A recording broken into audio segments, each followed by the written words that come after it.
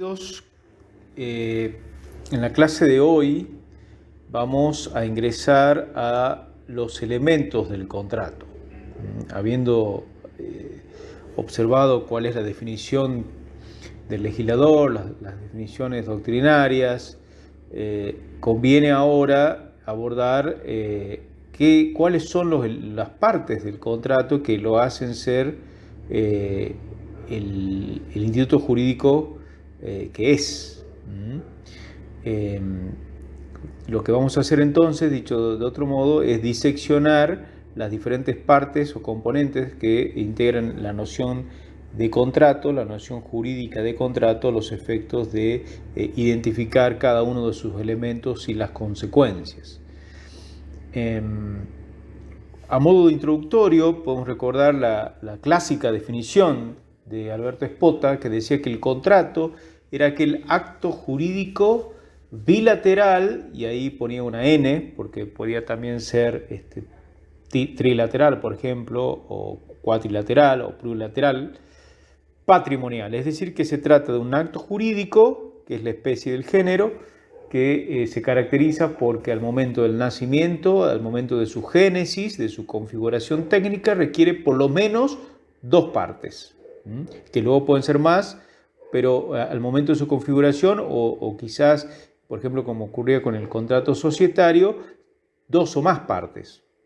Y de otro lado, este acto jurídico tendría consecuencias, en principio, sobre el patrimonio. Es decir, era un acto jurídico patrimonial porque regulaba el patrimonio de esas mismas partes contractuales, en principio, o de terceros eventualmente. Recordemos que el Código Civil y Comercial lo que hace es, siguiendo un viejo criterio doctrinario, fragmentar el tipo general contractual. Por lo tanto, siempre que analicemos la figura técnica de contrato, debemos considerar si estamos en presencia o del contrato clásico, aquel también denominado paritario, negociado, discrecional, que está regulado en el artículo 957, o bien, del otro lado, se trata de un contrato de consumo, en virtud que las partes son el proveedor o el consumidor que adquieren un bien o un servicio con destino final o en beneficio propio de su grupo familiar social. En el medio encontramos al contrato por adhesión, o también conocido como contrato por adhesión a condiciones generales de la contratación, que hoy se encuentra regulado como una modalidad del consentimiento, de la formación del consentimiento en la metodología del Código Civil y Comercial a partir del artículo 984. Sin perjuicio de ello, Alejandro Borda sostiene que en realidad el contrato por adhesión es un nuevo tipo contractual, es decir, que el tipo general contractual hoy sería el contrato paritario en el margen izquierdo, que es el clásico, en virtud del cual las partes se encuentran en libertad de conclusión y de configuración contractual. Al margen derecho, el contrato de consumo, que es aquel contrato en virtud del cual se caracteriza por el destino final o el beneficio propio, en donde una de las partes es el consumidor y el proveedor. Y en el medio, el contrato por adhesión, con una precaución, porque el contrato de consumo también puede ser celebrado por adhesión. Es decir, que hay una mezcla, un mix de estos dos contratos, por eso que el contrato por adhesión está al medio. Si recurrimos al diccionario de la Real Academia Española, nos debemos plantear lo que la doctrina se ha preguntado, si el elemento es análogo al requisito, o si por el contrario se trata de conceptos distintos. Entonces, el diccionario de la Real Academia Española nos dice que elemento, en su tercera acepción, es el fundamento, el móvil o parte integrante de algo. Es decir, que un algo, un ente, puede ser susceptible de diseccionarse en elementos. Estos elementos son parte integrantes de algo. Por ejemplo, en la teología se enseña que el hombre, el ser humano, es un compuesto de cuerpo y de alma, es decir, tiene una parte material y una parte espiritual. Es un compuesto de cuerpo y espíritu. Bien, entonces el elemento cuerpo y el elemento espíritu forman un mismo ente, en este caso, que sería el ser humano. De otro lado, el requisito, nos dice el diccionario, es aquella condición o circunstancia para algo. De estas nociones de la vida diaria, de la vida coloquial, traducido jurídicamente, López de Zavalía decía que el requisito era todo aquello de lo que depende que haya un contrato válido y que éste alcance a regular determinados intereses. Entonces, a partir de estas disquisiciones terminológicas y semánticas, podemos analizar la teoría clásica, identifica a la voz elemento con el requisito. Es decir, que para la teoría clásica del contrato, elemento significa lo mismo que requisito. Y dentro de los elementos distinguía elementos esenciales, elementos naturales y elementos accidentales. ¿Cuáles son los elementos esenciales? Bueno, dentro de los elementos esenciales, a su vez, la doctrina clásica, como podía ser Salvati y Lafaille, distinguían que los elementos esenciales generales, también denominados en latín essentialia communia, son aquellos requisitos que debían necesariamente darse para que pudiera hablarse de un contrato válido. Cualquier contrato, sin distinción, es decir, para que cualquier contrato pudiera tener validez en el mundo jurídico, requiere capacidad en las partes, consentimiento, objeto y causa. Estos elementos esenciales generales debían predicarse o debían darse en presencia de cualquier tipo contractual, cualquiera sea, ya sea que hablemos de una fragmentación del tipo general contractual, por ejemplo, el contrato negociado por adhesión de consumo, como si pudiéramos hablar de un contrato en particular. Pero aquí la doctrina hacía una distinción. A diferencia entonces de los elementos esenciales generales que eran predicables como requisitos de cualquier contrato válido, hallábamos los elementos esenciales particulares, que son aquellos propios o específicos de un tipo contractual determinado. Por eso en latín se los denominaba como essentialia propria. Son aquellos requisitos entonces que debían necesariamente dar para configurar un tipo contractual determinado, un contrato particular determinado. Así, por ejemplo, encontrábamos que los elementos esenciales particulares en el contrato de compraventa eran la cosa o el precio, o los elementos esenciales particulares del contrato de locación eran la cosa, el precio y el plazo, por ejemplo. Bien, pero lo que me interesa destacar es entonces que para la teoría clásica, elemento era igual a requisito. Pero además de los elementos esenciales, si ustedes observan el margen superior, encontramos también aquellos elementos naturales y accidentales. Los elementos naturales, en cambio, entonces, serían aquellos que, también incluidos en todo contrato por imperio legal, pueden ser parcialmente o totalmente excluidos por voluntad expresa de los contratantes, sin afectar la validez, porque si no afectaría los elementos esenciales generales, o la tipicidad, porque afectaría a los elementos esenciales particulares.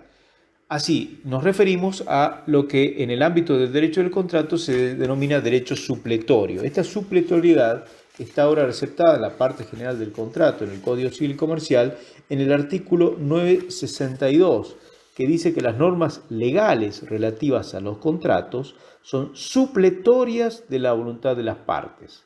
Esto significa que si las partes no ponen, por ejemplo, aquella relativa a la garantía de saneamiento, que comprende la evicción y los vicios redebitorios, no hay inconveniente porque el legislador complementa esta omisión de las partes.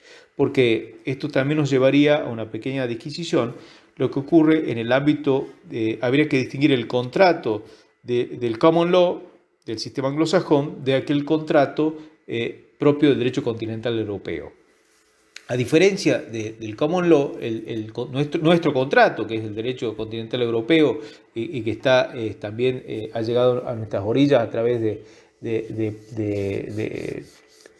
autores, por ejemplo, de codificadores como Vélez Sarsfield o Andrés Bello, que hicieron respectivamente el Código Civil de Chile y el de Argentina.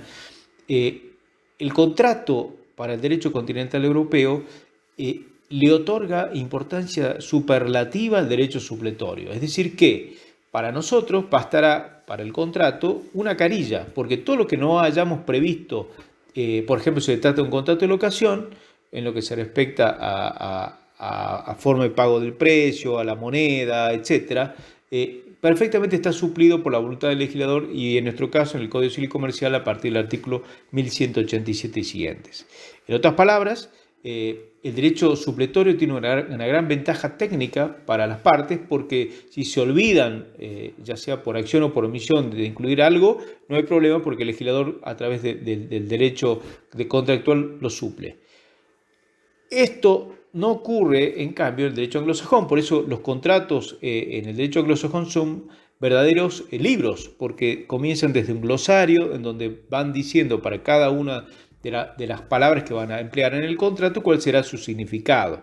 Y a partir de allí hasta el final. Es decir, que cada contrato en el ámbito del derecho anglosajón se autoabastece, se basta a sí mismo. Por eso es que cada contrato en el derecho anglosajón es un verdadero juego de la autonomía privada de las partes. Lo que no ocurre para nuestro derecho. Para nosotros es mucho más sencillo, en una página es suficiente para elaborar el contrato y en lo demás nos podemos perfectamente remitir al derecho supletorio conforme el 962 del Código Civil y Comercial. Y por último, además de los elementos esenciales generales, de los elementos naturales, encontramos a los elementos accidentales, que a diferencia de los antedichos, son aquellos en que las propias partes pueden insertar o incluir en el contrato. Por ejemplo, una modalidad, condición, plazo, cargo. Y de este modo modificar total o parcialmente el derecho supletorio, en la medida que se puede hacer que no lesione los principios generales del orden público, la moral o las buenas costumbres.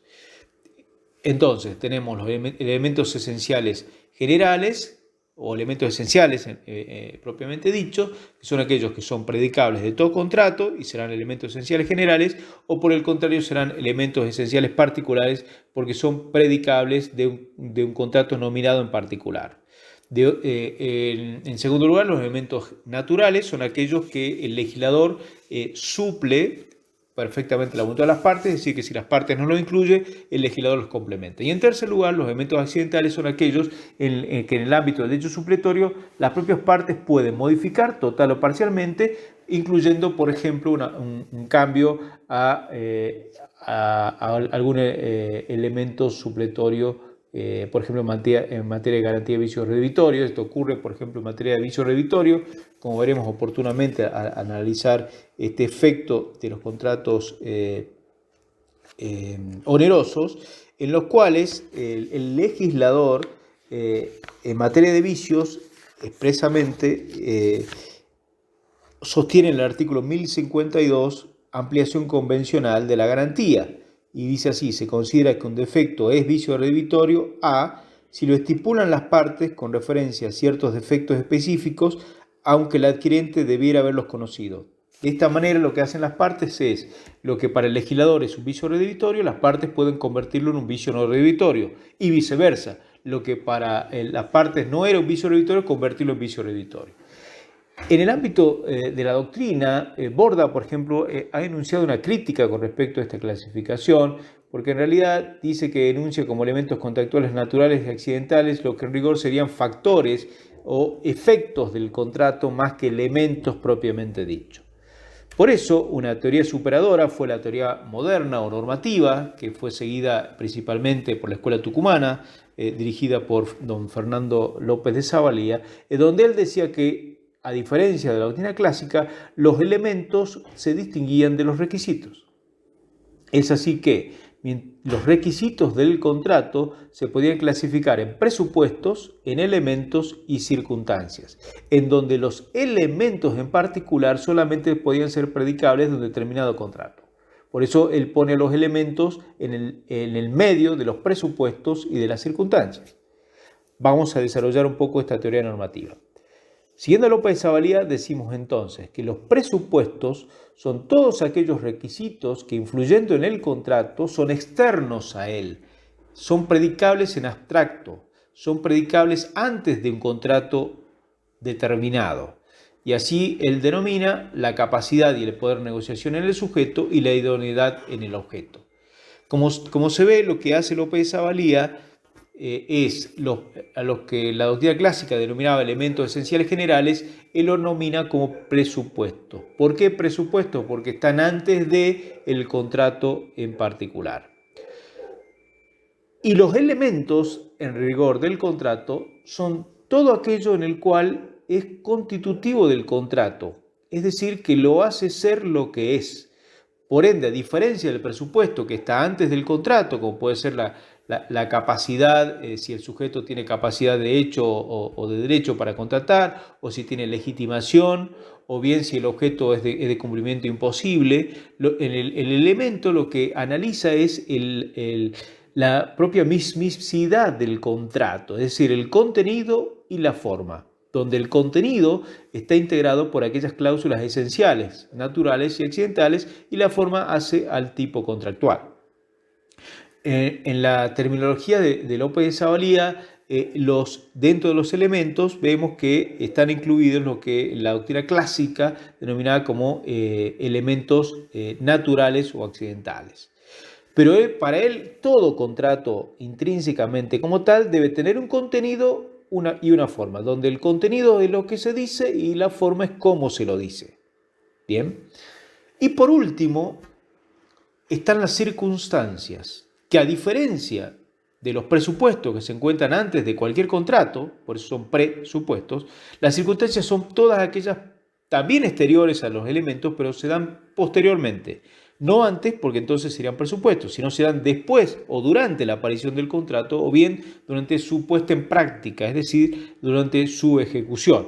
Y aquí sí influyen, por ejemplo, aquellas modalidades, como mencioné hace un momento, la condición, el plazo o el cargo.